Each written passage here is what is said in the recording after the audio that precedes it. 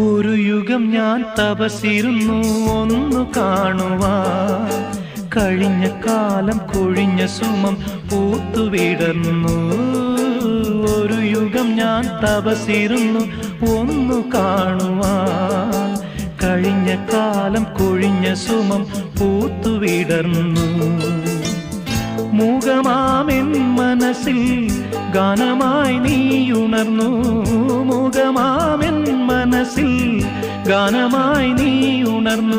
ഹൃദയമൃദുല തന്ത്രിയേന്തി ദേവാമൃതം വൈശാഖസന്ധ്യേ നിൻ ചുണ്ടിലെന്തേ അരുണ സഖിതൻ അധര കാന്തിയോ.